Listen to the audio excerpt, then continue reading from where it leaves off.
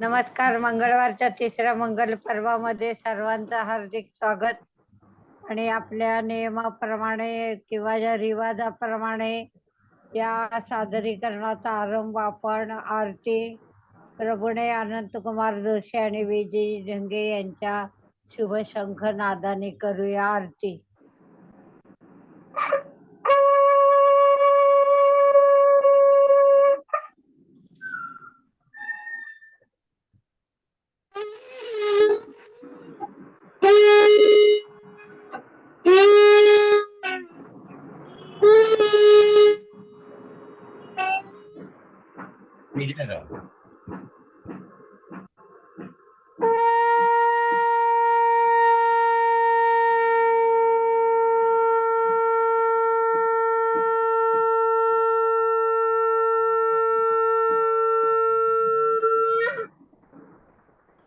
सुंदरशा शंखनादानं कार्यक्रमाचा शुभारंभ झालेला आहे.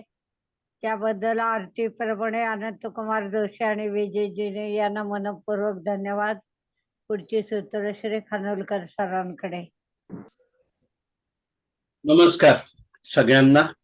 आजच्या कार्यक्रमाची सुरुवात करून दिली आहे डॉक्टर शुभदाताई खटावकर यांनी, पण आपली त्यांनाच विनंती आहे की त्यांनी त्यांच्या सादरीकरणाने सुरुवात करावी आणि मग डॉक्टर शुभदाताई सगळ्यांचा सादरीकरणाचं अभ्यासपूर्वक आढावा घेतील. डॉक्टर शुभदाताई, तुम्हालाच विनंती करतोय की तुम्ही सादरीकरण सुरू करा. नमस्कार सर्वांना. नमस्कार.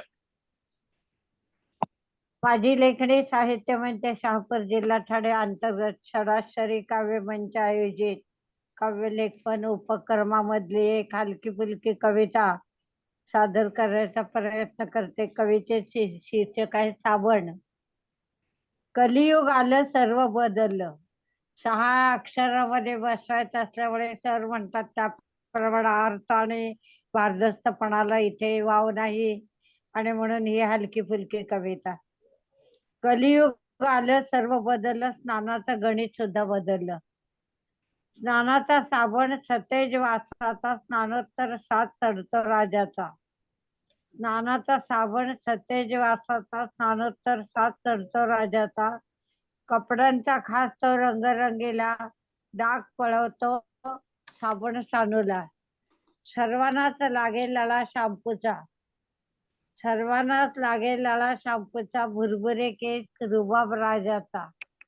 पावडरी किती नसे त्यांना मिळते, पावडरी किती नसे त्यांना मिळते.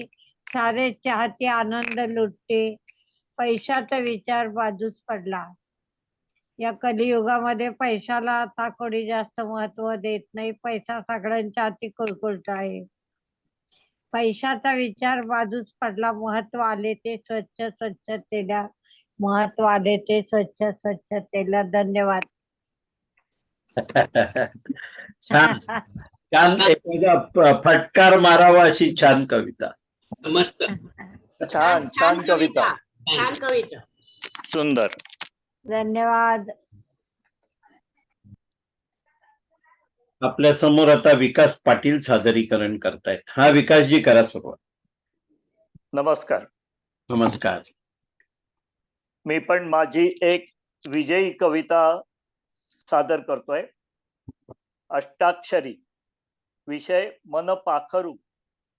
अष्टाक्षरी 8 अक्षर. मन पाखरू पाखरू येईन ते हाता धरू. मन पाखरू पाखरू येईन ते हाता धरू. पाहे शैशवात शिरू बनूनी फुलपाखरू. पाहे शैशवात शिरू बनूनी फुलपाखरू. मन पाखरू पाखरू यौवनात पाहे शिरू. मन पाखरू पाखरू यौवनात आहे शिरू. सुखद आठवणींनी राही स्वतःशी गोंजारू. सुखद आठवणींनी राही स्वतःशी गोंजारू. मन पाखरू पाखरू बनून जाई संसारू. मन पाखरू पाखरू बनून जाई संसारू. निखळ समाधानाने येई संसारास बहरू. निखळ समाधानाने येई संसारास बहरू. मन पाखरू पाखरू लागे दूर चिंता करू. मन पाखरू पाखरू लागे दूर चिंता करू. कोण नेई पुढे तारू कैसे जाऊ पैल तिरू. कोण नेईल पुढे तारू कैसे जाऊ पैल तिरू. मन पाखरू पाखरू पाही मी मना आवरू. मन पाखरू पाखरू पाही मी मना आवरू. नको अति चिंता करू ठेवी विश्वास ईश्वरू. नको अति चिंता करू ठेवी विश्वास ईश्वरू. नमस्कार. वाह वाह वाह विकासजी. लय भारी. मस्त. हो विकास भाऊ, भारी भारी. भारी भारी. खूप छान छान. छान कविता. मस्त. सुंदर. खूप छान. खूपच सुंदर. छान, धन्यवाद. खूपच छान. धन्यवाद. आता आपल्या समोर भारतीताई खानोलकर सादरीकरण करतील. भारतीताई करत. बाटली बाजूला करतात. हा, नमस्कार सर्वांना. नमस्कार. श्रीकृष्ण लीला आपला भाग पुढे चालू. हम्म. राजसूय यज्ञामध्ये पंक्तीच्या मागून पंक्ती जेवायला बसत होते आणि अन्नाच्या सुमधुर सुवासाने सर्वजण तृप्तीचे ढेकर देत होते. द्रौपदी आग्रह करून करून सर्वांना वाढत होती आणि ब्राह्मण नामस्मरण करत आनंदाने जेवण घेत होते. असा 1 वर्ष यज्ञ चालू होता. कित्येक लोक जेवून गेले तरी अन्न काही कमी पडत नव्हतं. एकदा हे अन्न ग्रहण करण्यासाठी मिळावं म्हणून शुक मुनी तेथे गुप्तपणे बाहेर टाकलेल्या पानातून अन्न सेवन करताना स्वर्गातून एकदम घंटानाद होऊ लागला. धर्माने श्रीकृष्णाला घंटानाद कशाचा होतोय याही विचारणा केली. तेव्हा श्रीकृष्ण म्हणाला की कोणीतरी ब्रह्मज्ञानी थोर ऋषी जेवत असणार, त्यामुळे हा घंटानाद होतो आहे. पुढे तो म्हणाला की याज्ञवल्क, कपिल, दत्तात्रेय आणि शुक हे 4 मुनी ब्रह्म व्यक्ती आहेत. लगेच धर्म म्हणाला की मला त्या महाज्ञानी ऋषींचे दर्शन कसे होईल. इथे मंडपात तर कोणी जेवत नाहीयेत आणि ते दोघे लगेच बाहेर येतात तर उष्टा पत्रावळ्यावरचे अन्न वेचू खात असलेले शुकमुनी यांना कृष्ण ओळखतो आणि दोघांची नजरानजर झाल्याबरोबर शुकमुनी आपले दिव्य रूप धारण करतात आणि धर्म आणि कृष्ण त्या दोघे त्यांना घेऊन आत येतात आणि प्रेमाने दोघे भेटतात आणि मग श्रीकृष्ण धर्माला त्यांची षोडोपचारे पूजा करायला लावतो. राजसूय यज्ञ समाप्त झाल्यावर सर्वांची यथाक्रम पूजा करायचं, त्यांना मानाने अहेर अर्पण करायचं हे आता शिल्लक होतं. तर मायासूर हा विद्वान दानव, पांडवांचा मित्र, तो स्थापत्यशास्त्र तज्ञ होता. त्याने धर्मराजासाठी इंद्रप्रस्थाच्या राजवाड्यात एक अलौकिक बघतच राहावे असे दिव्य अवर्णनीय सभागृह सजवले होते. पाणी आहे भास व्हावा तर तो स्फटिक असायचं आणि भूमीच आहे असं वाटेल तेव्हा ती भूमीच असायची. असे नाना प्रकारच्या युक्त्या करून मृगजलासारखे नाना प्रकारच्या युक्त्या करून भासमय असे बनवलेले होतं. सर्व राजे ऋषी त्या सभागृहात बसल्यावर भीष्मानी धर्मराजांना सर्वांची यथाक्रम पूजा करायला सांगितली. तेव्हा प्रथम कोणाला मानाने पूजा करावी, कोणाची सर्वात श्रेष्ठ कोण आहे असे धर्माला प्रश्न पडतो. समजेना त्याला की काय करावं. तो भीष्माना असं विचारतो आणि मग भीष्म म्हणतात भगवान विष्णू सर्व यज्ञाचा भोक्ता आहे.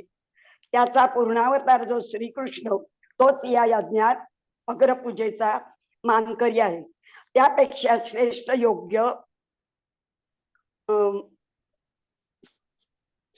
योग्य पुरुष या सभामंडपात काय, सर्व जगातही दुसरा कोणी नाही. तेव्हा काही राजे वगळता सर्वांना श्रीकृष्णांचा सर्व श्रीकृष्णाचा जय जयकार करतात. ऐक्यात शिशुपाल व त्याचे काही मित्र जे कृष्णाचे वैरी ते सभेत गोंधळ सुरू करतात आणि गोंधळाकडे दुर्लक्ष करून धर्माने श्रीकृष्णाचा मान प्रथम करायचे ठरवले. हे पाहून तर शिशुपाल भडकतो आणि धर्माला वाटेल तसे बोलू लागतो. धर्मा, तुम्ही सर्व पांडव अधर्मी मूर्ख आहात. सभेत कितीतरी थोर ऋषी, वयोवृद्ध, पराक्रमी वीर यांना वगळून तू गवळ्याला अग्रपूजेचा मान कसा देतोस? याला देवधर्म जप तप नाही, चारित्र्य नाही. हा राजा ना ब्राह्मण ना वेदवत्ता, याला पूजेचा मान द्यायचा होता तर आम्हाला कशाला बोलावलेस? भीष्म म्हणाले, अरे शिशुपाला, तू स्वस्थ राहा. श्रीकृष्णाची बरोबरी करणारा या जगात दुसरा कोणी नाही. कोण सत्पात्र आहे हे तू या ऋषींना विचार. प्रत्येकाने शिशुपालाची समजूत घालायचा प्रयत्न केला पण तो व्यर्थ गेला. क्रोधाने तो म्हणतो की या सभेत माझे म्हणणे मान्य असलेल्यांनी उठून उभे राहावे. तर काही दुर्जन अर्थात जे श्रीकृष्णाचे वैरी होते ते उठले आणि आरडाओरडा करू लागले. शांत स्वभावाच्या धर्माने शिशुपाल जवळ जाऊन त्याला शांत करण्याचा प्रयत्न केला पण तेव्हा भीष्म म्हणाले, धर्मा, या दुष्ट नराधमाची मुळीच समजूत घालू नकोस. याने तरी एवढा काय मोठा पराक्रम केला आहे. त्यावर शिशुपाल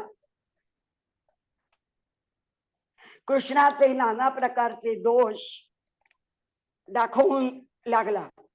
हा कपटी आहे, चोर आहे, स्त्रीलंपट आहे. याने जे राक्षस मारले ते किरडेच होते. तो गोवर्धन तर वारुळच होता. बाटकीपणाने, खोटेपणाने त्याने पराक्रम केले आहे. आणि हा भीष्म याने तर काशीपतीच्या कन्या चोरून नेल्या, त्यातील एकीने जीव दिला. हे उद्धटपणाचे बोल, पितामहांची निंदा भीमाला सहन झाली नाही आणि तो गदा घेऊन शिशुपालावर धावून आला. तेव्हा भीष्माने त्याला थांबवले आणि म्हणाले, भीमा, तू याला मारू नकोस. याच्या आईला श्रीकृष्णाने वचन दिले आहे की याचे 100 अपराध मी सहन करीन, मगच याचा वध करीन. जन्म झाला वसुदेवाच्या बहिणीचा हा शिशुपाल मुलगा म्हणजे कृष्णाचा आतेभाऊ आहे. याचा जन्म झाला तेव्हा त्याला 4 हात होते आणि कपाळावर 3रा डोळा होता. त्यावेळी घरातील मंडळी त्याला बाहेर टाकण्यासाठी निघाली. तोच आकाशवाणी झाली की याचे नाव शिशुपाल ठेवा, हा मोठा राजा होईल. लवकरच याला पाहायला एक पुरुष येईल आणि त्याची दृष्टी पडली की याचे 2 हात व 3रा डोळा गळून पडेल. या मुलाचा मृत्यूही त्याच पुरुषाच्या हातून घडणार आहे. ही आकाशवाणी ऐकून सर्व आश्चर्यचकित झाले आणि त्याच्या माता पित्यांनी त्याचा त्याग केला नाही आणि त्याला वाढवायला घेतले. काही दिवसांनी कृष्ण आत्याकडे गेला असताना या मुलावर त्याची दृष्टी गेली आणि त्याचा 3रा डोळा व 2 हात गळून पडले. तर आत्या घाबरली. तिने श्रीकृष्णाला जन्मावेळची कथा सांगितली, भविष्यवाणी सांगितली आणि माझ्या मुलाला तू मारणार नाहीस असे वचन घेतले. तेव्हा कृष्णानेही तिला आश्वासन दिले की या मुलाने माझे अपराध करू नयेत आणि माझा आतेभाऊ म्हणून त्याचे 100 अपराधांना मी माफ करेन. पण त्यानंतर मात्र मी वध करेन. हे ऐकून भीम थांबला. भीष्माचार्य पुढे म्हणाले, हाच पूर्वी रावण होता, सीतेचे हरण यानेच केले होते. कौरव व शिशुपाल हे सर्व ऐकत होते, पण तरी सुद्धा तो स्वस्थ बसला नाही आणि कृष्णाला दूषणे देऊच लागला. तो म्हणतो, अरे चोरा, रुक्मिणी माझी वाग्दत्त वधू, तिचा माझा विवाह ठरलेला होता. अशी ती मनाने उष्टावलेली रुक्मिणी तू पळवलीस. हा धर्म आहे? आम्ही राजा होतो म्हणून तुझी कीव करून तुला भिक्षा म्हणून दान केलं त्यावेळेला. असा तू कृष्ण अग्रपूजा इच्छितोस? हे शिशुपालचे बोल ऐकून कृष्ण मनोमनी खूप दुखावला. आता याला क्षमा नाही. श्रीकृष्णाने क्षणभर डोळे मिटले आणि सुदर्शन चक्राचे स्मरण करतात हाती चक्र आलं आणि आकाशवाणी होते, अरे शिशुपाला,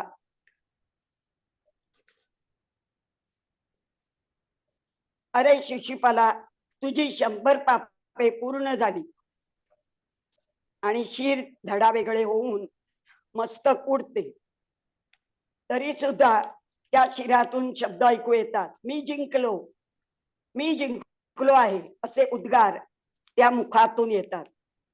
आणि ते मस्तक वर जाऊन पुन्हा खाली येऊन श्रीकृष्णाच्या पायाजवळ पडते. त्याचा देहातून ज्योत निघते आणि ती कृष्णात प्रवेश करते आणि सर्व सभा तटस्थ आणि सगळीकडे फार शांतता पसरते.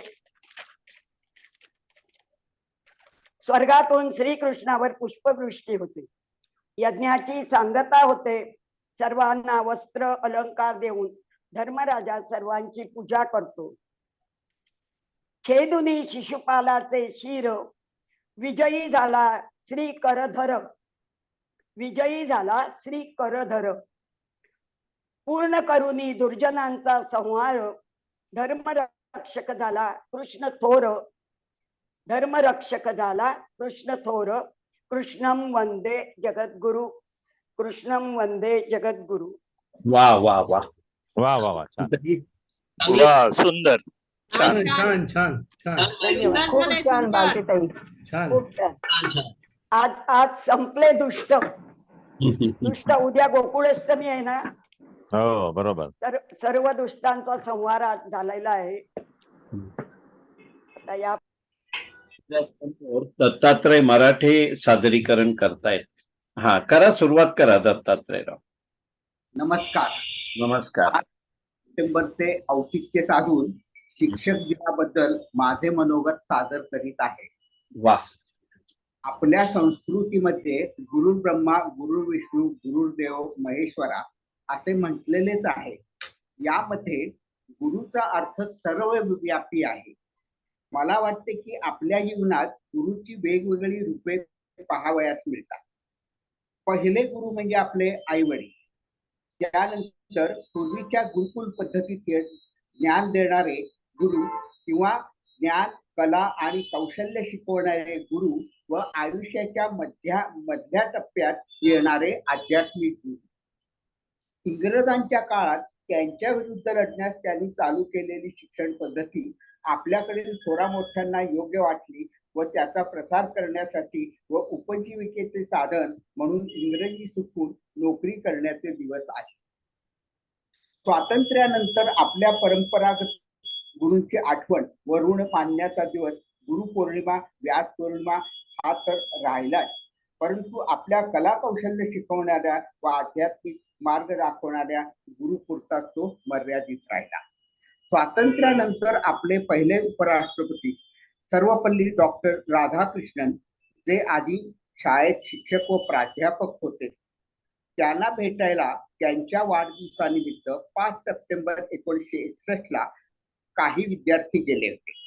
त्यांना खूप आनंद झाला व त्यांनी मग सूचना केली की या दिवशी फक्त माझे स्मरण न करता सर्वांनी आपल्या सर्व शिक्षकांचे स्मरण करावे, म्हणून 5 सप्टेंबर 1962 नंतर दरवर्षी हा दिवस शिक्षक दिन म्हणून आपल्या देशात साजरा केला जातो. गुरुकुल पद्धती मागे पडून संस्कारक्षम वयात शाळेतील शिक्षकांचा आदर्श प्रभाव पडावयास सुरुवात होते. त्यामुळे ते शिक्षक व त्यांनी शिकवलेला विषय व अभ्यासाव्यतिरिक्त दिलेल्या कलागुणांना वाव व संस्कार हे आयुष्यात शेवटपर्यंत टिकून राहतात व समान वैयक्तिक जे आहे ते गुण जे आहेत, सामाजिक गुण जे आहेत ते फुलवतात. म्हणून आता गुरुपौर्णिमेनंतर शिक्षकांच्या प्रती आदर करण्याचा व्यक्त करण्याचा हा एक दिवस आहे. मी 9वीत असताना आमच्या शाळेत आगळ्या पद्धतीनं साजरा केला गेला शिक्षक दिन याची मला आठवण होती. शिक्षक दिना निमित्त सर्व विद्यार्थ्यांनी शिक्षक होऊन 5 शालेय तासांची शाळा भरवून वेगवेगळ्या विषय शिकवायचे व त्यासाठी 9वी ते 11वी मधील विद्यार्थी 5वी ते 8वी पर्यंतच्या वर्गांना शिकवायचे. आमची शाळा मोठी असल्याने 5वी ते 8वीचे 8 ते 10 वर्ग होते. त्यामुळे वेगवेगळ्या विषयांना वेगवेगळे शिक्षक या पद्धती करून आखणी करून मुख्याध्यापक, उपमुख्याध्यापक, शाळेचे सेवक वर्ग व घंटा देणारे सेवक अशी सर्व रचना विद्यार्थी करूनच त्या दिवशी विद्यार्थी शाळा घ्यायचे.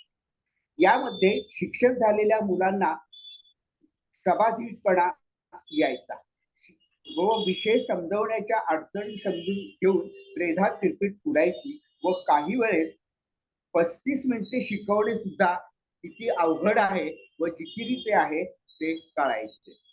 शिकणारी मुले सुद्धा त्या पाठावर अवघड प्रश्न विचारण्याची तयारी करायची व त्यांचाही कस लागायचा. तो अनुभव आयुष्यात बरेच काही शिकवून गेला.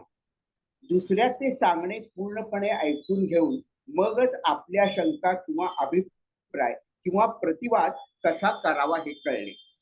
असा उपक्रम बऱ्याच शाळात सुरू होता किंवा आताही सुरू असेल व नसल्यास तो तसा असावा असे मला मनापासून वाटते.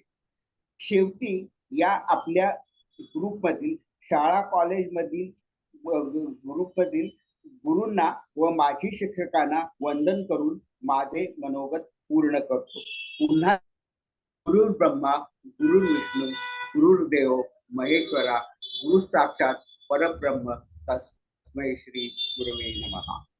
वा वा धन्यवाद. वा वा वा. छान. खूप छान अनुभव छान वा, छान वा, छान छान. आणि सादरीकरण. खूप छान. छान छान. धन्यवाद. आपल्या समोर अंजलीताई जोशी सादरीकरण करतायत. अंजलीताई करा सुरुवात. माझ्या लेखनाची सुरुवात साधारण संवादाने होते, म्हणजे हम्म. मग गडबड होणार नाही ऐकणाऱ्यांची. अहो बाबा, आता ह्या गोष्टी मी सांगायला हव्यात का? जरा विचार करा. तुमच्याशिवाय आमच्या अडणाऱ्या ज्या गोष्टी आहेत त्या कशा पूर्ण करायच्या? तुमची उणीव इतर कोण भरून काढणार? काही नाती ही केवळ एक आणि एकच असतात, त्याला पर्याय नसतो. तेव्हा कृपा आपल्या बाबांना समजावत होती. बाबाही अगदी कौतुकाने आपल्या बरोबरीला येणाऱ्या कितीतरी अनुभव संपन्न बोलणाऱ्या लेकीकडे बघतच राहिले. अरे खरंच तिच्या या छोट्याशा बोलण्यात किती गर्भितार्थ दडला आहे नाही? खरोखरच लग्नाच्या वेदीवर जेव्हा धर्मेच, अर्थेच, कामेच इत्यादी बोलत असताना किती उभयता ह्या शब्दार्थांना, त्या मागच्या भावनांना महत्व देतात. कित्येक जोडप्यांना तर हेही कळत नाही की आपल्या जोडीदारांच्या आवडीनिवडी काय आहेत. अपेक्षा, आवडीनिवडी आपण पूर्ण नाही केल्या, विचारांशी जुळवून नाही घेतलं तर हे कोण करणार? ते काय भाजी घेणे इतपत सोपं आहे का? भाजी नाही आवडली, भाव नाही परवडला तर पुढच्या मंडईत जायला मोकळे. जन्मजन्मीच्या गाठी आपण म्हणतो, पण त्याची हळूवार उकल किती जणांना जमते? किती जण एकमेकांशी मनमोकळेपणाने बोलतात, विचार विनिमय करतात, आवडीनिवडी जुळवून घेतात? थोडक्यात किती जण जिवलग सखा बनतात? आणि ह्या प्रकाराचा विचार करताना काही भयानक सत्य समोर येतात.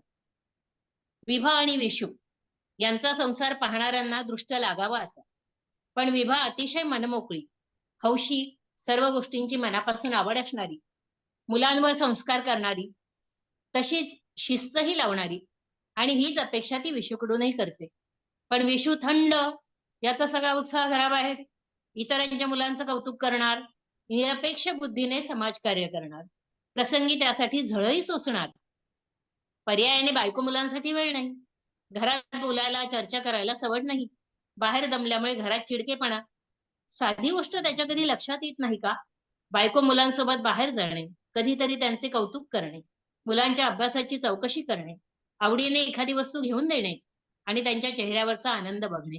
हे कोण करणार? हे माझे भावनिक कर्तव्य नाही का? या उलट उषा आणि उमेशची कहाणी. उमेशला बायकोने व्यवस्थित राहावे, म्हणेल तेव्हा फिरायला यावे, मुलांसाठी 4 पदार्थ करावेत, आवडीने सर्वांना खाऊ घालावे, चर्चा करावी, मते मांडावीत असे वाटते. यासाठी प्रथम त्याने तिला नोकरी सोडायला लावली. एवढेच नाही तर आर्थिक भार समर्थपणे सांभाळून तिला काहीही मागायची कमी वेळ येऊ दिली नाही. उषा मात्र सदैव आळसावलेली, तुम्हाला खाण्याशिवाय काही उद्योगच नाही म्हणणारी, सतत आक्रसलेला चेहरा. आता ही साथ बायकोने नवऱ्याला, आईने मुलांना नाही दिली तर ती काय विकत आणायची गोष्ट आहे का? वृक्ष वागणारा संजय भल्या मोठ्या कर्तव्यात गुरफटलेला, त्याचा ताण सदैव त्याच्या चेहऱ्यावर. आजपर्यंत हसला नसावा. बायको म्हणजे फक्त घरातले आई वडील, बहीण भावांची चाकरी करणारी. शिवाय संजयला प्रत्येक ठिकाणी साथ देणारी. घरामध्ये आई वडील, बहीण भाऊ व बायको, आणि हा सतत घराबाहेर. अरे, त्या बायकोला काही भावना आहेत की नाही? हौस मौज आहे की नाही? ही बिचारी आज ना उद्या नवऱ्याचे प्रेम मिळेल म्हणून वाट बघत बसते, आशेवर असते, आणि या आशेवरच ती सगळ्यांची हसतमुखाने करते. पण त्या दगडाला पाझरच फुटत नाही. हे बघून फार उद्ध्वस्त झाली ती. मग कुटुंबाची वाताहत व्हायला किती वेळ लागणार? शिवाय याला जबाबदार कोण?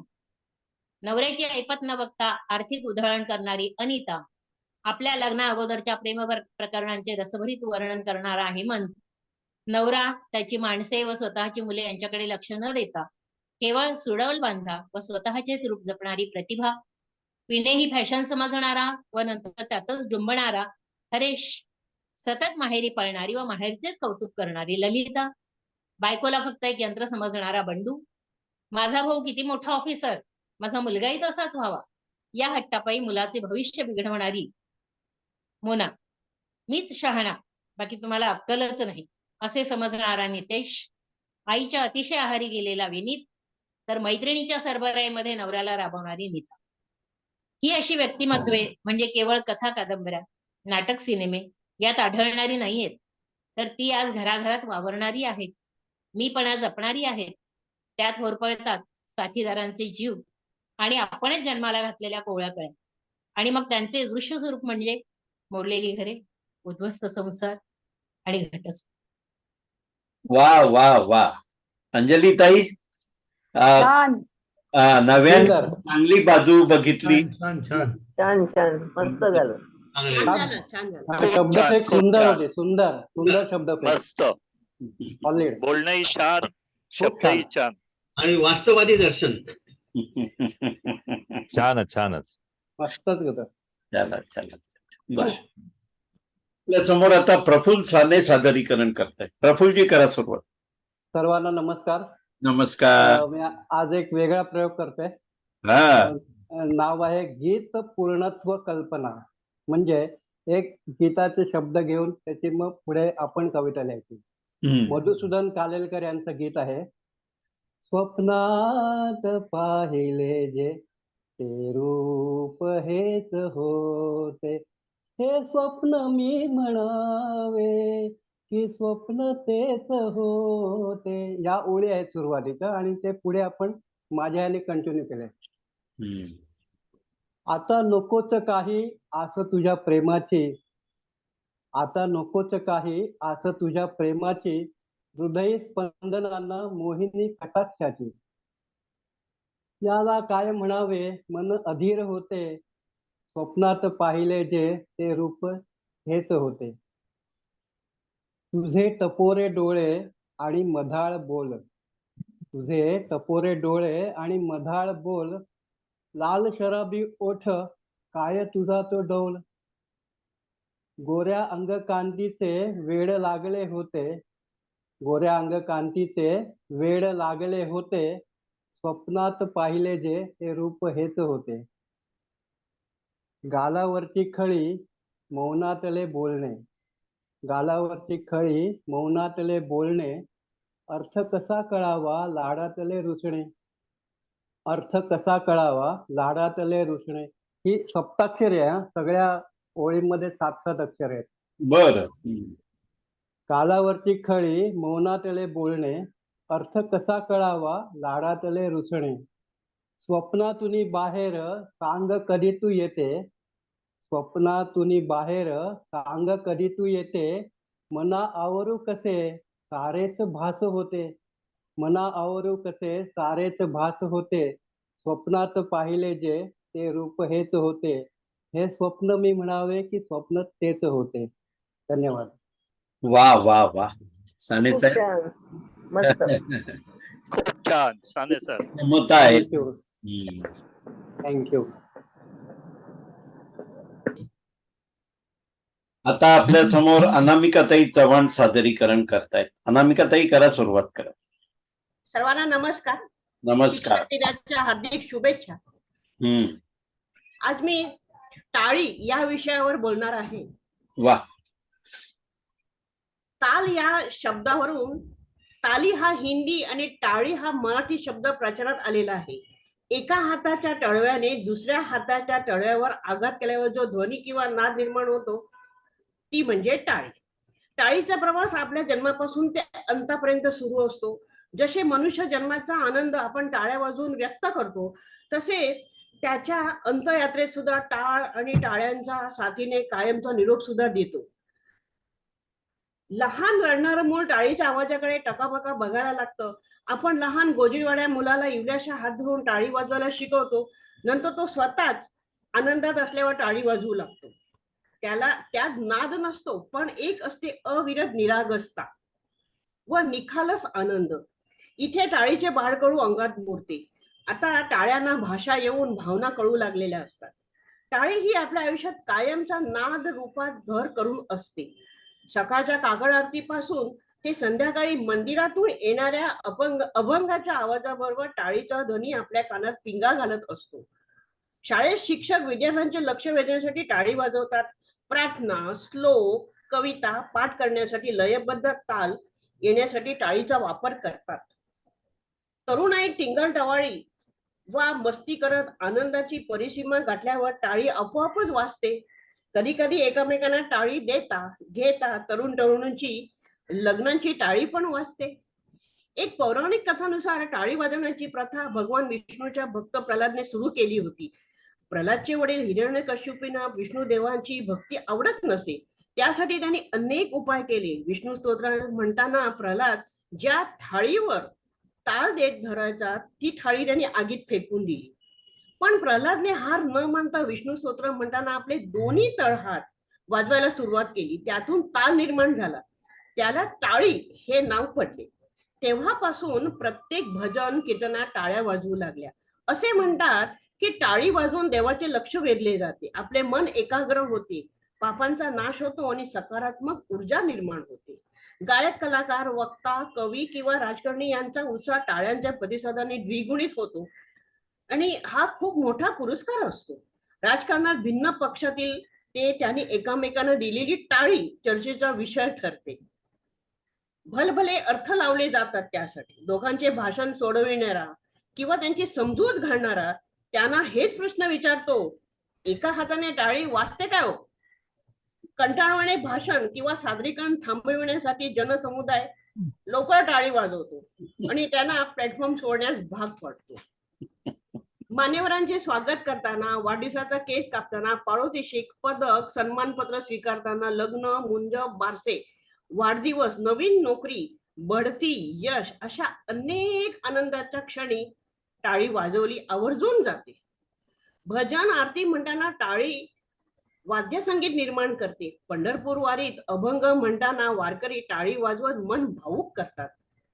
इथे संत चोखामेळा यांचा सुंदर भावनात्मक अभंग आठवतो.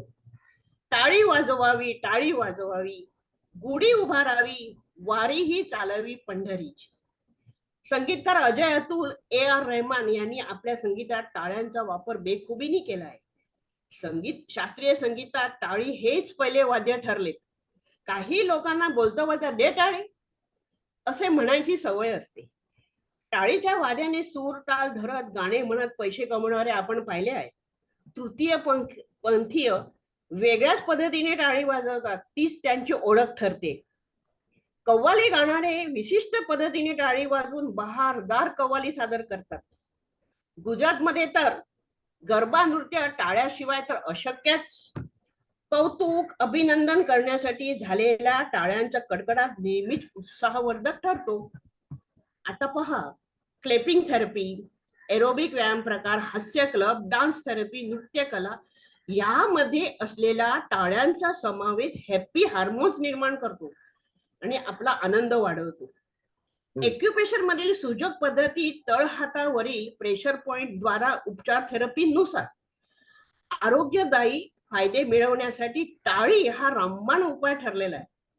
प्रत्येक टाळी वाजवताना अंगठ्याशी अंगठा, तळव्यावर तळवा, करंगळीवर करंगळी पडायला हवी. तळवा लाल होईपर्यंत टाळी वाजवली जाते. त्यातून अनेक आरोग्यदायी फायदे होतात, जसे चरबी कमी होणे, वजन नियंत्रित राहणे, झोप चांगली राहणे, रक्ताभिसरण चांगले होणे, रक्तातील साखरेचे प्रमाण नियंत्रित राहणे, फुफ्फुस निरोगी राहणे, हृदय निरोगी राहणे, पचन संस्था सुधारणे, मानसिक आणि शारीरिक सकारात्मक फायदे आणि प्रभाव या गोष्टीवर पडतो. कुठल्याही कार्यक्रमातील कलाकारांचा उत्साह वाढवण्यासाठी आयोजक शायरी करतात. चंद्राला जशी चांदण्याची साथ, समुद्राला जशी किनाऱ्याची साथ, तशी आपल्याला हवी तुमच्या टाळ्यांची साथ. पान फुलाने जशी झाडाला शोभा येते, तशी तुमच्या टाळ्यांनी आमच्या कार्यक्रमाला शोभा येते. चला मंडळी, होऊन द्या जोरदार टाळ्या, वाजवा जोशपूर्ण टाळ्या. चला टाळ्या वाजवूया.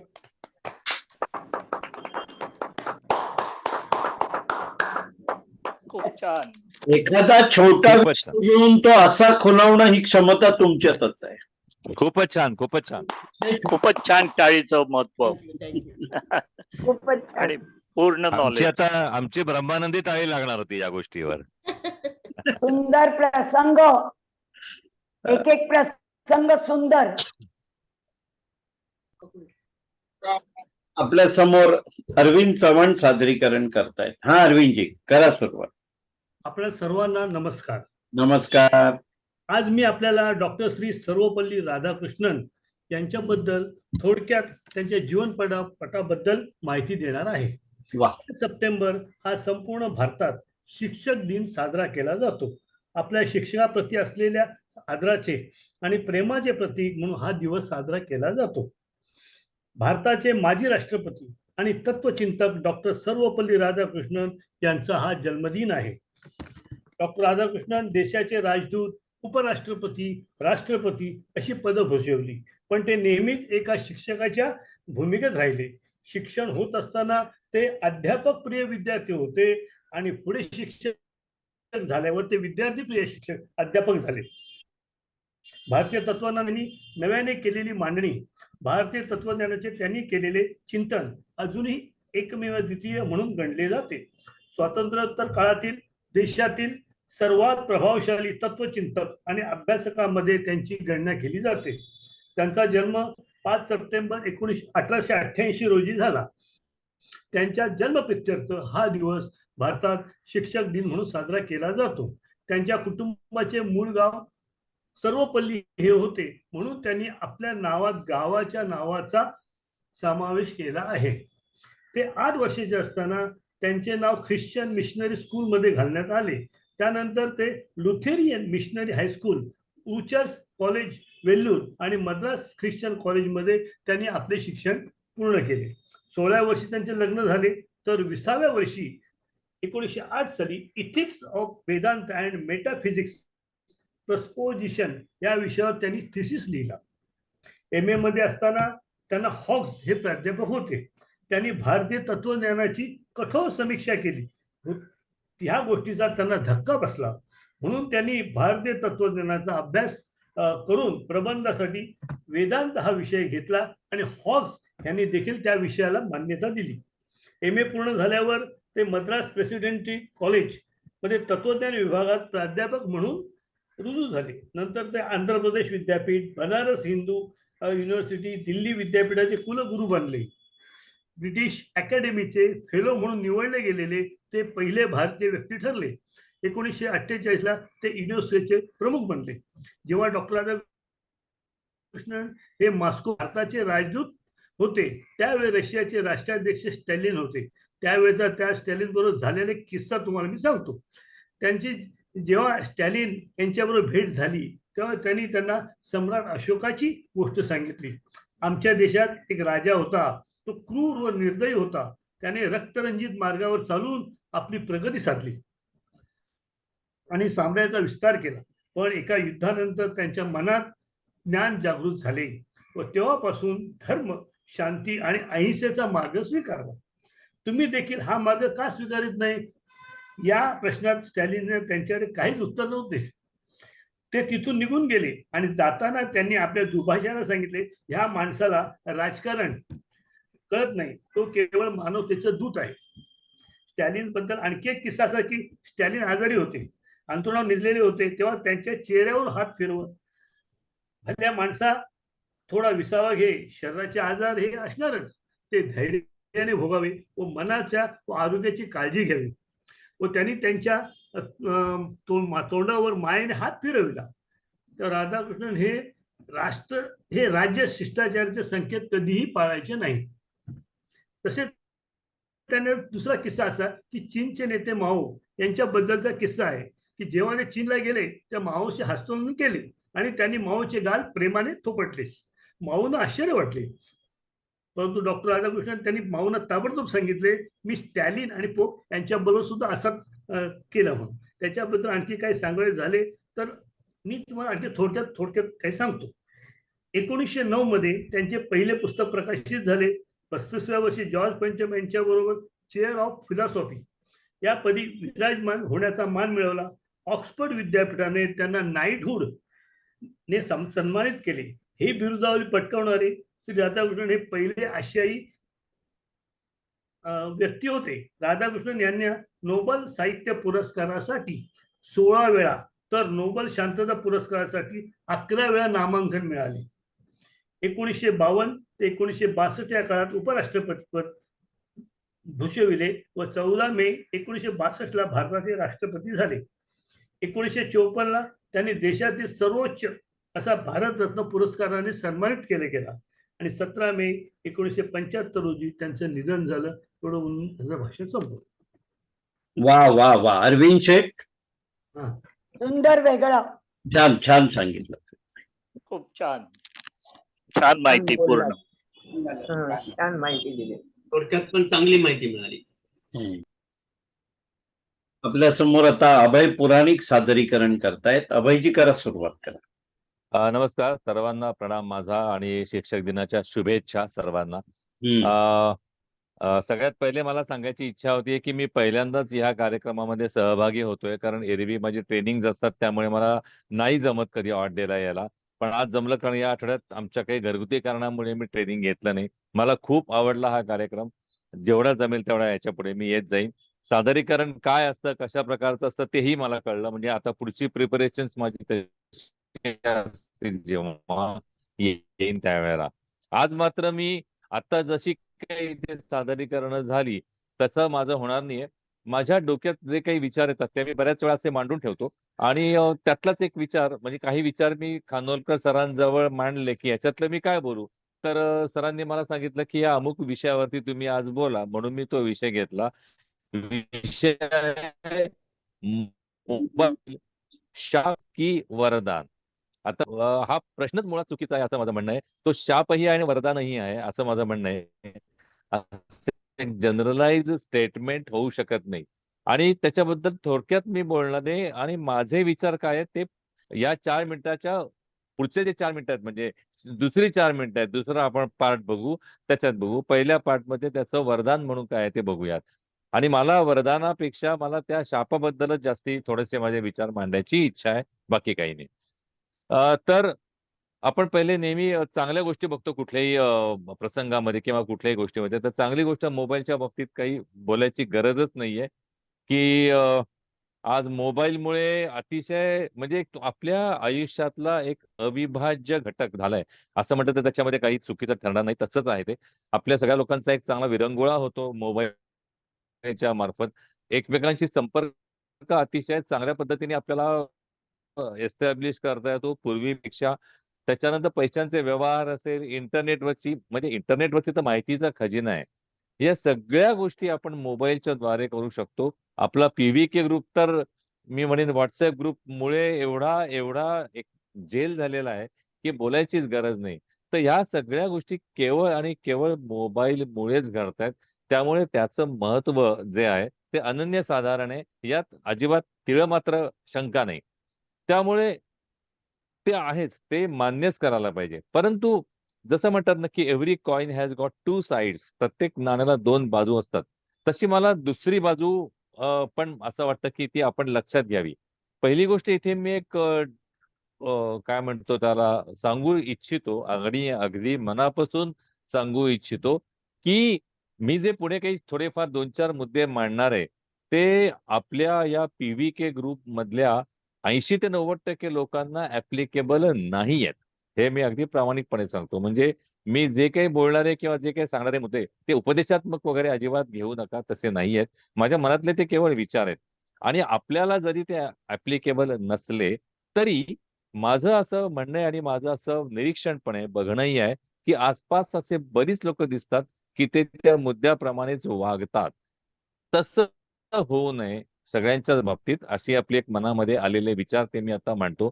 तर पुन्हा एकदा मी सांगतो, की माझे हे जे आता काही 2-4 मुद्दे मांडणार आहे मी, तेवढंच माझ्याकडे बोलण्यासारखं आहे. पुढच्या वेळेला मी अजून चांगलं काहीतरी मांडीन. तर ते जे काही मुद्दे आहेत, ते आपल्या ग्रुपला ॲप्लिकेबल नाहीयेत बऱ्याच लोकांना नंबर 1. कदाचित काही लोकांना माझे विचार पटणारही नाहीत. पण मला खानोलकर सर म्हणाले, "तुम्ही बेधडकपणे" असा तरी शब्द वापरला होता, "मांडा." म्हणून मी ते मांडतोय. ओके. तर कन्सर्न्स हा मी शब्द वापरतोय. मला मोबाईलबद्दल कुठलाही आकस नाही. मी स्वतः भरपूर मोबाईल वापरतो. हे पहिले कबूल करतो. तर कन्सर्न्स काही आहेत ते मला असं वाटतं, की त्याच्यावर कुठेतरी आपला विचार अ, होणं गरजेचं आहे सगळ्यांचाच. नंबर 1 म्हणजे त्याच्यावरती थोडंसं चिंतन व्हावं असं मला वाटतं. पहिला मुद्दा असा आहे टाईम किलिंग. म्हणजे आपण नेहमीच म्हणतो, की टाईम इज मनी. अतिशय अमूल्य वेळ आहे. आपला लाईफ जो स्पॅन जो आहे त्याच्यामधला प्रत्येक सेकंद आणि सेकंद हा महत्त्वाचा आहे सगळ्यांसाठीच. तर मोबाईलच्या अतिवापरामुळे, मी हा शब्द वापरतोय अतिवापरामुळे आपला बराचसा अमूल्य वेळ आपण अवास्तवरित्या खर्च तर करत नाही आहोत ना, हा आपण सगळ्यांनी विचार करायला हवा. मी पुन्हा एकदा रिपीट करतो पीव्हीके ग्रुपसाठी नाही तर आपल्या आसपास अशी बरीच मंडळी आहेत. माझ्या आसपासची मी अगदी जवळची मंडळी अशी बघतो, की "अरे नको रे, किती त्याच्यात पडून राहशील त्या एकाच मोबाईलमध्ये." त्याच्यामुळे ते टाईम किलिंग तर होत नाहीये ना. याच्यावरती एक सगळ्यांनी चिंतन करावं आपल्या जवळपासच्या लोकांनी पण असं मला नेहमी वाटतं. दुसरी मला सगळ्यात महत्त्वाची गोष्ट वाटते ती म्हणजे, की आपली क्रिएटिव्हिटी ज्याला सर्जनशीलता असं म्हणतो आपण मराठीमध्ये, ती क्रिएटिव्हिटी हॅम्पर तर होत नाहीये ना या मोबाईलच्या अतिवापरामुळे. प्रत्येक वेळेला मला हा शब्द वापरणं गरजेचं आहे अतिवापरामुळे. तर ती क्रिएटिव्हिटी कारण प्रत्येकामध्ये चांगली क्रिएटिव्हिटी देवाने दिलेली आहे आणि आपल्या ग्रुपमध्ये तर ती उदंड प्रमाणावरती आहे. पण असंच इतर सगळ्यांजवळ पण आहे. पण त्यांची क्रिएटिव्हिटी बाहेर पडत नाहीत कारण ते केवळ त्या मोबाईलमध्ये अडकून राहिलेत, असं माझं स्वतःचं निरीक्षण आहे. अगदी माझ्या अगदी जवळच्या लोकांच्या बाबतीतली मी ही गोष्ट करतोय आणि त्याच्याचवरनं मला हे विचार असे आपल्यासमोर मांडावेसे वाटले. तिसरी गोष्ट तेवढीच महत्त्वाची म्हणजे ॲडिक्शन. मी अगदी थोडक्यात मांडतोय हे अजूनही विस्तृतपणे मांडता येऊ शकतात. तिसरी गोष्ट म्हणजे ॲडिक्शन, की बऱ्याच वेळा असं बघतो, की त्या मोबाईलमध्ये माणूस इतका गढतो, की त्याची काही त्याच्याही पेक्षा महत्त्वाची कामं असलेली, ज्याला प्रायोरिटी जास्ती द्यायला हवी ती सुद्धा दिली जात नाहीत. ती बाजूला पडतात आणि केवळ मोबाईलमुळे ती कामं राहून जातात. मग अगदी त्याच्यामध्ये छोट्यात छोटं घरचं आवरण असो तिथपासून ते आपलं एखादं फार मोठं असलेलं आपलं एखादी कमिटमेंट असो, यामध्ये सुद्धा मोबाईल हा अडथळा येऊ शकतो बऱ्याच वेळा. आता असा तर तो येत नाही ना, आपल्या आसपास जी माणसं आहेत त्यांना आपण थोडंसं अवेअर करायला पाहिजे, की हे या ॲडिक्शन पासून दूर राहा. कारण ॲडिक्शन इज ॲडिक्शनच शेवटी. ते त्रास देतच. तिसरा एक मला महत्वाचा मुद्दा मला असा जो वाटला तो म्हणजे छंद. आणि हा माझ्या दृष्टीने खूपच महत्वाचा आहे. अनेक लोकांना अनेक छंद आहेत. आपल्या ग्रुपमध्ये तर ते फ्लूट वाजवण्यापासून, गाणी म्हणण्यापासून, कविता रचण्यापासून अनेक लोक अनेक अतिशय उत्तम छंद जोपासतायत. आणि म्हणून मी मगाशी म्हटलं, की पीव्हीके ग्रुपला ह्या सगळ्या गोष्टी ऍप्लिकेबल नाही आहेत. पण तुमच्या आसपास बघा असे अनेक लोक असतील, की ज्यांच्याकडे असेच टॅलेंट्स आहेत. त्यांचे छंद असे हॅम्पर नाही होत आहेत ना.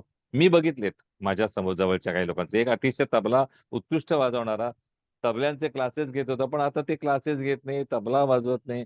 सतत आपला व्हॉट्सअपमध्ये ते फॉरवर्ड कर, हे कर, ते कर. व्हॉट्सअपमधल्या फेक न्यूज वरती काहीतरी विश्वास ठेव आणि नको ते विचार कर. ह्या असल्या काहीतरी गोष्टी करत असतो. फार वाईट वाटतं अशा वेळेला, की अरे मोबाईलच्या त्या जगामधनं बाहेर पड. तिसरी गोष्ट म्हणजे मोबाईलमुळे माणूस ठीक आहे, एक गोष्ट निश्चित मान्य करायला पाहिजे, की प्रचंड संपर्क वाढला. मगाशीच मी म्हटलं, जुने 10वीचे मित्र एकत्र आले, व्हॉट्सअप ग्रुप झाला, हे सगळं झालं मान्य आहे.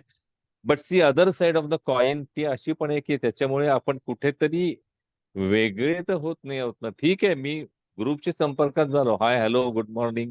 परंतु प्रत्यक्ष फोननी माझा कॉन्टॅक्ट होतो का? तर कदाचित कदाचित काही लोकांचा होत नसेल. एखादी व्यक्ती निधन पावल्याचं वृत्त आहे, तर हल्ली RIP टिपिकल झालंय.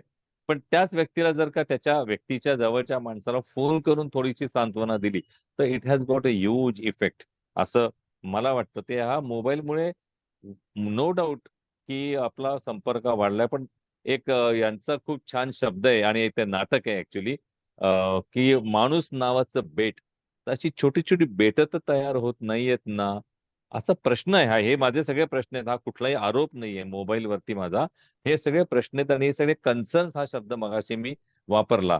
कोणी असंही म्हणेल की अरे घरातल्या कामांसाठी वेळ द्या. कोणी म्हणेल अरे कुटुंबासाठी तो वेळ तुम्ही व्यायामासाठी द्या. कोणी म्हणेल अरे देवाचं नाव घे ना बाबा. असंही म्हणेल कोणी ज्याला अध्यात्माची आवड आहे, तो म्हणेल एवढ्या वेळापेक्षा नामस्मरण केलं असतं तर थोडंसं पुण्य गाठीशी लागेल वगैरे वगैरे. असे अनेक त्याला पैलू आहेत, ते येऊ शकतात. समाजासाठी कोणी काम करू शकतं. आणि शेवटून दुसरा मुद्दा माझा तो म्हणजे असा, की तुमच्यापैकी काही लोकांना माहीत असेल, पण काही लोकांना माहिती नसेल. मोबाईलमुळेच आणि रादर मोबाईलला मी दोष देणार नाही. इंटरनेटमुळे येणारी अजून एक प्रचंड मोठी गोष्ट मला सुद्धा जी आत्ताच कळली 1, 2, 3 आठवड्यापूर्वी, ते म्हणजे ChatGPT. तुमच्यापैकी माहिती असेल काही लोकांना. माझ्यासाठी तो फार मोठा धक्का होता. आणि हा ChatGPT नावाचा जो प्रकार आहे, तो आता मोबाईलच्या द्वारे पण करतायत. ती मुलं करतायत. मला सगळ्यात कन्सर्न जो आहे ना, मला जे माझे विचार व्यक्त करायचे आहेत ते हे, की हे मुलांच्या बाबतीत होऊ नये. हे मुलांच्या बाबतीत होतंय म्हणून मला ते विचार मला व्यक्त करावेसे वाटले. आपल्या वयाच्या लोकांना मोबाईल हा मस्त झालाय. काही प्रश्न नाही त्याच्यामध्ये. तो आता पाहिजेच. पण हे मुलांच्या मध्ये जे येत आहेत, सगळ्यावरती विस्तृतपणे बोलताना नाही 4च मिनिटं आहेत. आता माझ्याकडे हार्डली अर्धा ते 1 मिनिट उरलाय. त्याच्यात मी संपवतो. ChatGPT मध्ये काय होतं अर्ध्या मिनिटात सांगतो. ChatGPT हल्ली तुम्हाला सगळं करून देतं. आता इथे उत्तम कविता वाचन झालं. परंतु आज मी ChatGPT मध्ये फक्त सांगितलं, की मला अ, समोर पाण्याची टाकी दिसते. ऍक्च्युली दिसते मला इथून आमच्या इथल्या पार नाक्यावरती. त्याला कविता येईल.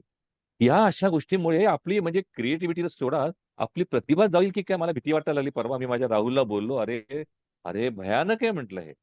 तर या सगळ्या गोष्टींना आपल्याला आवर आत्ताच घालायला पाहिजे असं मला वाटतं. एवढेच माझे विचार होते. आणि शेवटचा विचार याच प्रमाणे म्हणजे हे आता AI बद्दल बोललो, आर्टिफिशियल इंटेलिजन्स वरती मी बोललो बोललो लास्ट. आणि मला एवढंच वाटतं की मोबाईल प्रमाणेच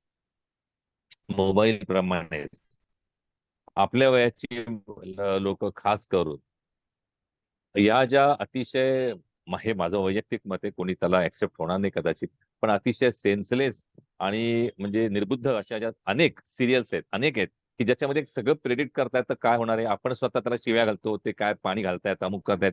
पण एवढं करून रिमोट मात्र माझ्या हातात आहे, तो मी काही बदलत नाही. म्हणजे आता मी ऍडिक्टेड आहे. तर मोबाईलच्या इतकाच या सिरियसचा जो प्रभाव हल्ली वाढत चाललाय, की ज्याच्यामुळे आता मी मांडलेले मुद्दे सगळे तिथे ऍप्लिकेबल होतात. याच्यावरती कुठेतरी आपला एक विचार व्हायला हवाय आणि आपल्या आसपास जर का कोणी खास करून तरुण किंवा मुलं ही त्याच्या आहारी जात असतील, तर तो कुठेतरी आपण त्याच्यासाठी काय करता येईल हा आपण एक विचार करायला हवा, असं एक माझ्या मनात आलं. हा मनातला विचार मी तुम्हा सर्वांजवळ, बरेच तुमचे माझ्यापेक्षा ज्येष्ठ आहात म्हणून मी तो विचार केवळ मांडला. बाकी मला त्याच्यामध्ये पुन्हा एकदा सांगतो, की हे कोणावरती आरोप नव्हते किंवा हल्लीची टेक्नॉलॉजी आणि हल्लीची पिढी अशीच आहे वगैरे अजिबात नाही. मोबाईलचा अतिशय चांगला उपयोग अनेक ठिकाणी होतो, त्याच्याबद्दल मी आता बोलत नाही. ते सगळ्यांना माहिती आहे. आर्टिफिशियल इंटेलिजन्स, जे मगाशी मी बोललो, chat GPT, it is part of artificial intelligence. पण त्याच्यामुळे आज किती चांगल्या गोष्टी, किती चांद्रयान कशामुळे गेलाय? आर्टिफिशियल इंटेलिजन्स मुळेच गेलेलं आहे शेवटी.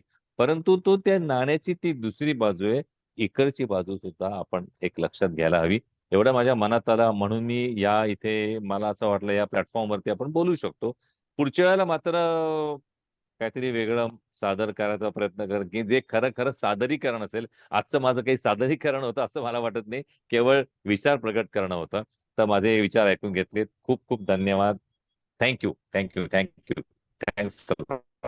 अभयराव, तुम्ही तरुण मंडळींना ट्रेनिंग देतात, त्यामुळे तुमच्या समोर एक तरुण पिढी नेहमी असते, म्हणजे प्रत्येक दिवशी असते. त्यामुळे समाजाबद्दल आस्था असणं आणि समाजाची काळजी असणं हे आपल्या प्रत्येकाचं कर्तव्य आहे आणि त्याच्यासाठी तुमच्याकडे भरपूर स्कोप आहे. त्यामुळे आजचा विषय त्यांनी मांडला आहे तो फार महत्वाचा आहे. आपण ज्येष्ठ म्हणू शकतो, एवढाच फरक करू शकतो की मोबाईलसाठी मी आहे का माझ्यासाठी मोबाईल आहे. त्यामुळे प्राथमिकता आणि टाइम मॅनेजमेंट ज्येष्ठत्वात करता येईल. पण बाकी अगदी तान्ह्या बाळापासून मोबाईल हातात दिल्याशिवाय खात नाही इथपासून जी सुरुवात झालेली आहे, हा तुमचा विषय होता. खूप छान. ते फार डेंजर वाटतं मला. म्हणजे मुलं हल्ली बरीच बघतो की ते नाही मोबाईल पाहिजे तरच जेवणार. हे माझ्या दृष्टीने फार भयंकर आहे ही सिच्युएशन. रेडिएशन हा पण एक मोठा सब्जेक्ट आहे त्याला. आणि सर तुम्हाला सांगतो, हल्ली मुलं शाळेमध्ये, म्हणजे माझी मुलगी शाळेमध्ये शिक्षिका आहे. हे आर्टिफिशियल आता चॅट जीपीटी जे म्हटलं ना, शिक्षकावरती विश्वास नसतो त्यांचा. ते शिक्षकांनी सांगितलं तरी ते चॅट जीपीटी वरती बघतात, लगेच विचारतात, कन्फर्म करतात. एका प्रकारे चांगलं पण आहे, पण एका प्रकारे खूप गोंधळ. निबंध, आता निबंध मुलं लिहित नाहीत चॅट जीपीटी वरती निबंध लिहून. ही आत्ताची परिस्थिती आहे, मलाही माहिती नव्हती. आता निबंध मुलं चॅट जीपीटी वरनं काढतात लिहून. म्हणजे चॅट जीपीटी वरनं सांगायचं त्याला आणि निबंध लिहून देतो. पाण्याचा उपयोग मगाशी मी चॅट जीपीटी करून बघितलं, मला दणादण 2 पानं लिहून आली. काय खूप म्हणजे त्यांनी आपले विचार कुठेतरी थांबतील की काय असं मला एक भीती वाटली. म्हणजे परवा खरोखर या चॅट जीपीटी मी प्रत्यक्ष ज्यावेळेला बघितलं, खरोखर मला एक प्रकारची भीती वाटली. ती रास्त नाहीये भीती, मला हेही माहितीये. त्याच्या चांगल्या गोष्टी आपण लक्षात घ्यायला पाहिजेत, पण या गोष्टींचा स्वतः विचार व्हायला हवा असं मला वाटलं. बाकी काही नाही. चला खूप पुढच्या वेळेला जरा काहीतरी वेगळं बोलू. निमित सारखं माझं काम जरा कठीण आहे. ते म्हणजे डॉक्टर शुभदाताईंनी आज एक कविता आपल्यावर फेकली मी म्हणेन. शुभदाताई, तुमच्या क्षमता, आता त्या डॉक्टर नावामध्येच क्षमता दिसतात. कारण 900 पानाचे प्रबंध लिहून आणि आयुष्यभर लिखाण करून तुम्ही एवढ्या सक्षम आहात. आणि ही कविता माझ्यासाठी नवीन होती, कारण तुम्ही बरेचसे सामाजिक विषय घेऊन कविता करता किंवा एखादा घरगुती विषयातून काहीतरी बोध देण्याचा प्रयत्न करता. आजचा विषय होता साबण. आणि हा एवढा म्हणजे साबण जसं सगळं धुवून टाकतो तसा मला त्याच्यात आशय दिसला. कलियुग आलं आणि सर्व बदललं. पण कलियुगातला हा जो साबण आहे, नानाचा साबण, रंगीबेरंगी कपड्यांना धुतो. म्हणजे कलियुगात जे काही बदल झालेले आहेत, तर की आपण कदाचित साधी राहणीमधून रंगीबेरंगी कपड्यात गेलो, साबणाची जागा शॅम्पूने घेतली, आपले सरळ नीट असलेले केस भुरे झाले, त्याच्या मागोमाग फेस पावडर आली, फेस पावडरच्या मागोमाग तुम्ही चहा पण आणलात, आणि पैशाचं अति महत्व म्हणजे पैशाचं महत्व आहे, पण ते पैशाला अति महत्व देणं ही जी मानसिकता आहे, असे तुम्ही एकदम पटापट या कलियुगामध्ये गेलात आणि ती कविता संपवली. तर ही पण तुमची एक नवीन क्षमता आज मला बघता आली. आज मला अपर्णाताई चिटणीसांची आठवण आली. त्या तुम्हाला नेहमी सांगायच्या की तुमचं जिथे लिटरेचर जातं ते आम्हाला या कार्यक्रमात ऐकवा, आणि आज त्याप्रमाणे तुम्ही तुमची कविता ऐकवली. खूप खूप आभार. आणि पुढची सत्र डॉक्टर शुभदाताईंकडे. शुभदाताई अनम्यूट करा.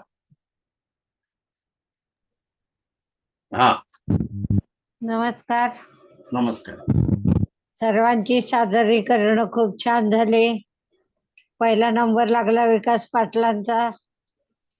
अष्टाक्षरी एक कविता त्यांनी सादर केली, मन पाखरू येईना हातावरी, मग शैशवातलं ते फुलं पाखरू झालं, अनेक भावनांचे उद्रेक आले, यौवनात ते शिरलं, नंतर अनेक सुखद आठवणी झंकारू लागल्या, संसारात बहर आला, मन पाखरू मग पुढे चिंता करू लागलं, कोण नेईल पुढे तारून, कैसे जाईल पहिलं तेरी, ही महत्वाची चिंता त्यांच्या मनाला लागली. पण मन म्हणालं मनावरी, नको चिंता करू, ठेवी विश्वास ईश्वरी. म्हणजे वाढत्या वयाचं हे जे चित्र त्याने क्रमाक्रमाने आपल्यापुढे संसारच आहे हा कवितेचा, लहानपणापासून यौवनापर्यंत आणि यौवनापासून सांसारिक जीवनातून पुन्हा म्हातारपणापर्यंत ज्या भावना बदलत जातात, त्या बदलत्या भावनांचं जे सुंदर चित्र त्याने आपल्यापुढे सादर केलं त्याला तोड नाही. आणि कविता सुंदर होती, अष्टाक्षरी होती, त्यामुळे खूप भान ठेवून कविता लिहावी लागली. आणि भावनांचा उद्रेक कसा थांबवून कवितेच्या शब्दांशी त्याचं नातं जुळवावं लागलं, हे एक चांगलं उदाहरण त्याने आपल्यापुढे सादर केलं. विकास पाटलांचं मनपूर्वक अभिनंदन आणि कौतुक. भारती खानोलकरांनी राजसूय यज्ञाची जी काही कल्पना मांडली, पंक्ती मागे पंक्ती जेवल्या, द्रौपदी आग्रह करत होती, ब्राह्मण आनंदाने जेवत होते, 1 वर्षभर असं हे व्रत चालू होतं, यज्ञ चालू.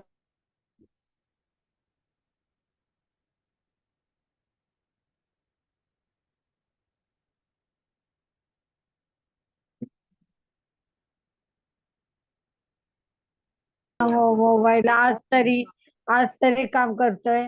हा, करा सुरुवात. नंतर मग त्यांची षोडशोपचारे पूजा केली, देणी घेणी किंवा दान द्यायचं होतं ते बघितलं. इंद्रप्रस्थाचा राजवाडा पांडवांसाठी सजवला होता. पाणी, भूमी, भास अशा नाना प्रकारच्या युक्त्या करून भासमय दृश्य निर्माण केलं होतं. यथाकर्म पूजा सर्वात ज्येष्ठ कोण असं भीष्माला विचारल्यावर त्यांनी भगवान विष्णूचा पूर्णावतार असलेल्या श्रीकृष्णाचं नाव सांगितलं. हाच एकमेवा द्वितीय आहे. कृष्णाचा जय जयकार झाला. शिशुपालांनी गोंधळ केला, कारण त्याचं आणि कृष्णाचं वैर होतं. त्याच्या बाजूच्या गटातल्या लोकांनी कृष्णाला वाटेल तसं बोलायला आणि धर्माला वाटेल तसं बोलायला सुरुवात केली की वयोवृद्धांना वगळून गवळ्याचा मान का. भीष्म कृष्णाची बरोबरी करणारा कोणी नाही, पण शिशुपाल मात्र हे ऐकून घ्यायला तयार नव्हता.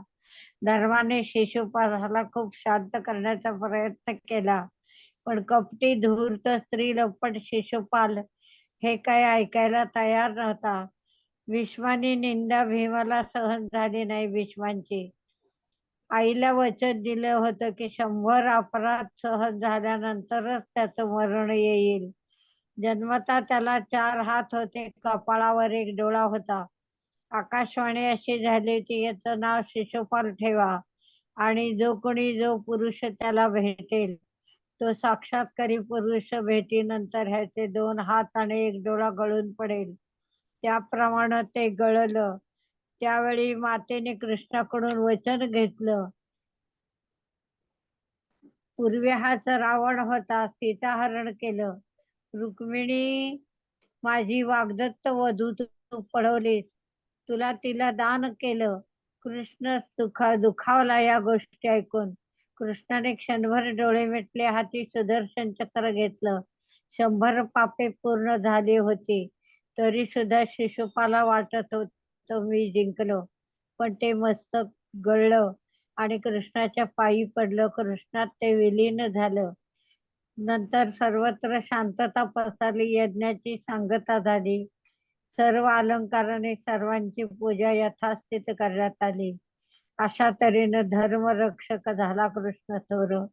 झाला सर्व दुष्टांचा संहार. आणि आज दुष्टांच्या संहारातून भारत देश सुटलेले आहेत.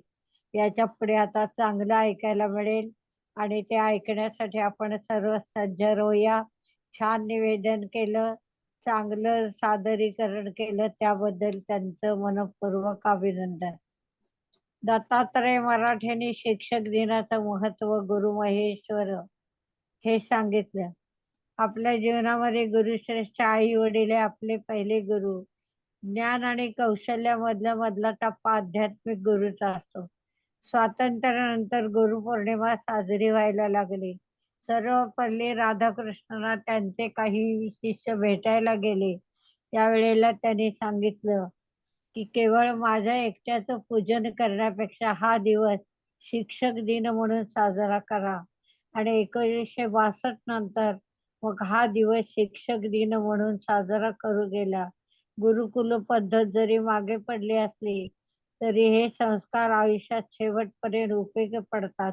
9वीत असताना त्याने आपला अनुभव सांगितला की विद्यार्थी शिक्षक दिन साजरा करतात म्हणजे त्या दिवशी विद्यार्थी शाळा चालवतात. अनेक शाळांमध्ये हा प्रयोग केला जातो. मुलांना शिक्षक होण्याचं भाग्य लाभतं आणि सगळ्यात महत्वाचं शिक्षकी पेशा किती अवघड आहे हे त्या दिवशी कळतं. कारण एक दिवस शाळा चालवणं किती कठीण आहे आणि इतक्या 60-70 विद्यार्थ्यांना आपल्याला कंट्रोल करायचं असतं. आणि मग आधी दुसऱ्याचं ऐकून घ्यावं, मग आपल्या शंका विचाराव्यात. आणि शेवटी त्यांनी सर्व गुरूंना वंदन केलं.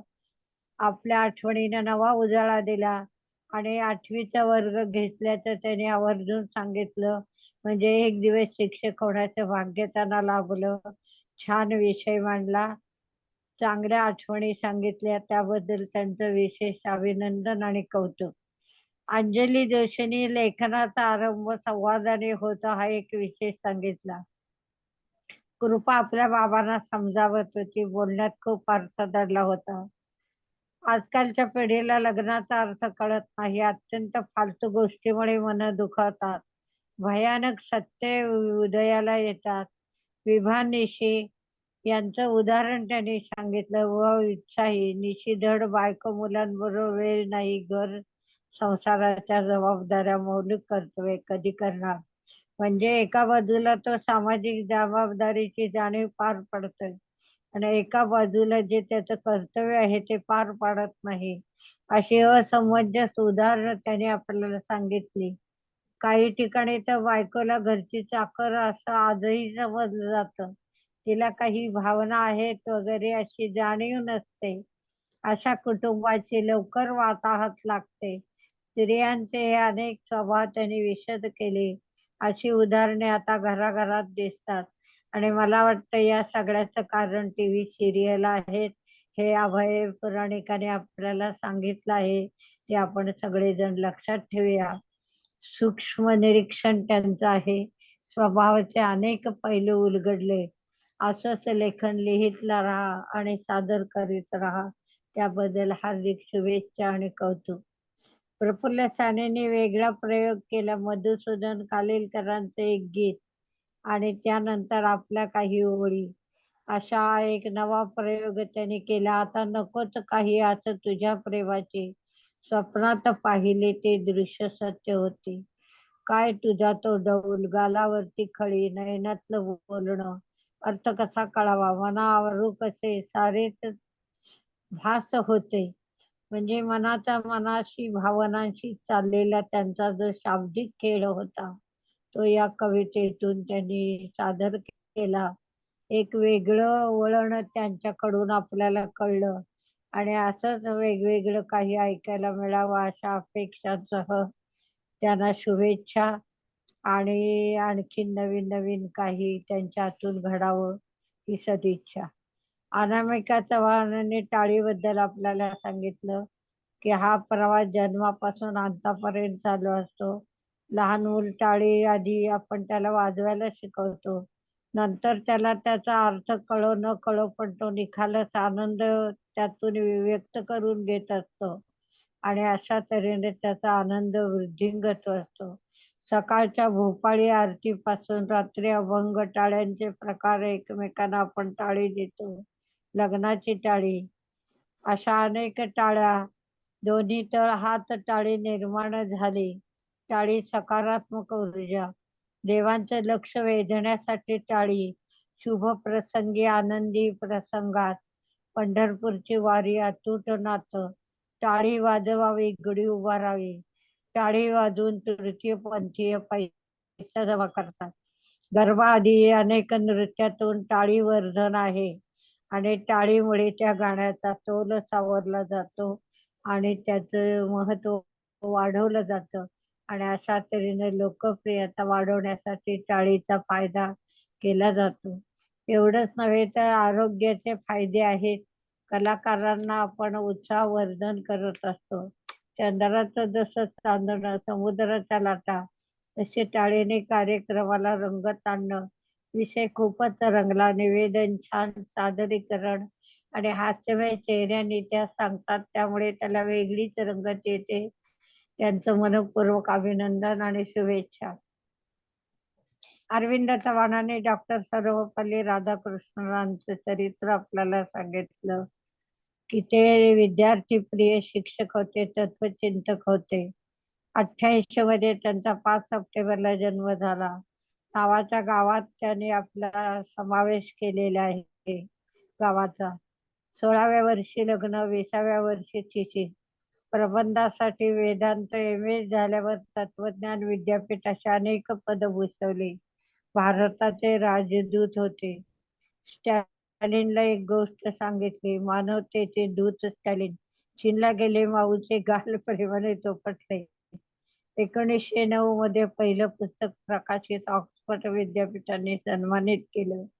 11 वेळा त्यांना नोबेल पुरस्कारासाठी नामांकन आलं. पुढे राष्ट्रपती झाले आणि 17 मे 1975 रोजी त्यांचं निधन झालं.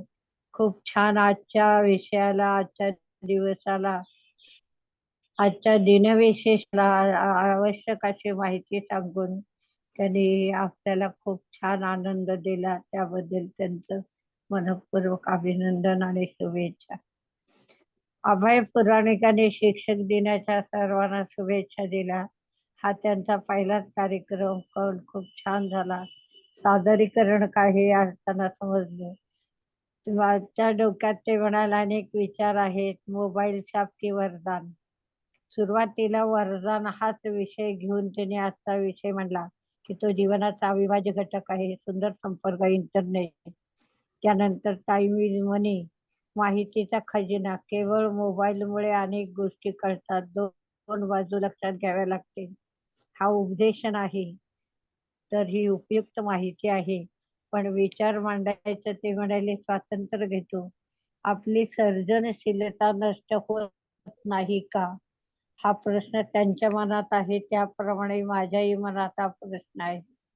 कारण आपला बराचसा वेळ मोबाईल मधलं डिलीट करण्यात जातो. म्हणजे वाचनापेक्षा डिलीट करण्यामध्ये आपली शक्ती खर्च होते. आपल्यात उदंड ताकद आहे पण आपण मोबाईल मध्ये अडकून पडलो. ऍडिशन म्हणून त्यांनी सांगितलं, मोबाईल मध्ये आपण इतके अडकलो की महत्वाची कामं बाजूला पडतात आणि ती नीट ध्यानात घेत नाही आपण.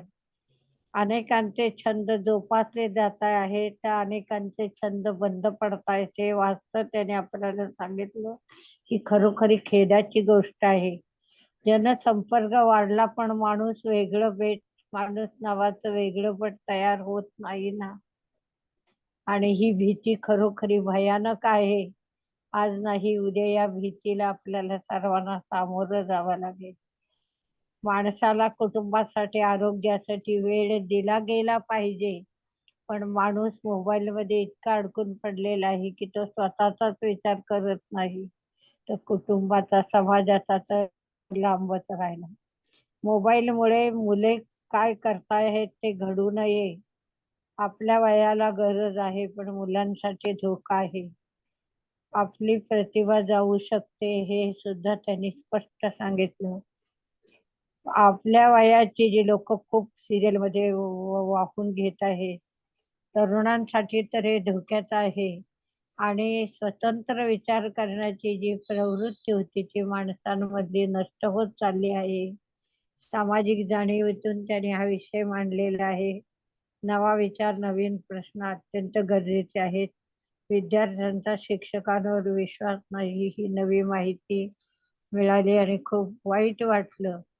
म्हणजे विज्ञानानं जग जवळ येण्याऐवजी विज्ञान जग दूर होत चाललेलं आहे, असाच अनुभव आपल्याला येत आहे. सर्वांचे सादरीकरण खूप छान झाले. सर्वांनी वेगवेगळे विषय मांडले आणि आपल्या लेखनाला नवीन धार यावी त्यासाठी शास्त्र काचाची कसोटी आपण अनुभवावी एवढी ईश्वर चरणी प्रार्थना करून आजचं निवेदन इथे थांबवते. जय श्रीराम.